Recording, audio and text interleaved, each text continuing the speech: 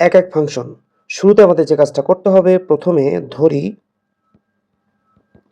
A B element আর প্রথমে একটা বাস্তব সংখ্যা ধরে নিতে হবে।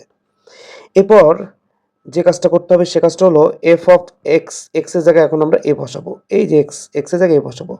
তাহলে ডান দিকে 4x, তাহলে হবে 4a প্লাস 3, হরে 2x আছে, তাহলে হবে 2a প্লাস 5। ফাংশন নিয়মে বাম সাইডে যা হবে ডান সাইডে তা হবে। একইভাবে এফ অফ বি, তাহলে এটা হচ্ছে 4b প্লাস 3, 2b প্লাস 5।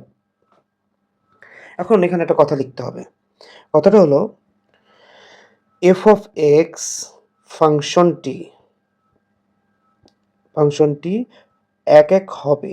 সব ফাংশনের ক্ষেত্রে এই কথাটা লিখতে হবে, এক এক হবে যদি দুইটা শর্তে। প্রথম হচ্ছে এফ অফ এ সমান সমান এফ অফ বি হলে এ সমান সমান বি হবে।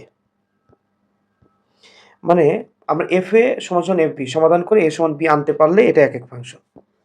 তাহলে চলো আমরা প্রথমে এফ অফ এ সমান সমান এফ অফ বি নির্ণয় করি। এখন এফ অফ এ মানে কি? 4a প্লাস 3, 2a প্লাস 5, তাহলে 4a প্লাস 3, 2a প্লাস 5। একইভাবে বি মানে হচ্ছে 4b প্লাস 3, 2b প্লাস 5।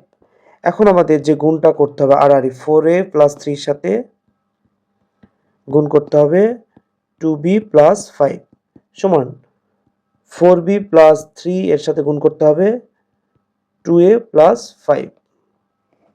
আর গুণটা খুব সহজ।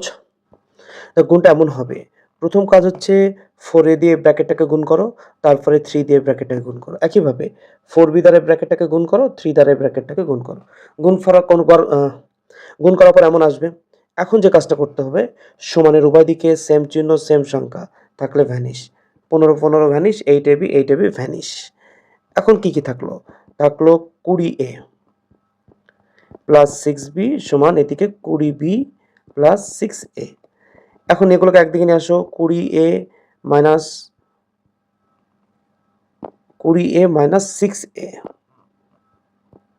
এদিকে 20b মাইনাস 6b। এখন দেখো 20 থেকে 6 বাদ দিলে কত হয়? 14a।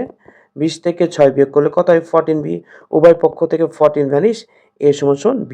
তাহলে আমরা বলতে পারি এফ অফ এক্স ফাংশনটি এক এক ফাংশন।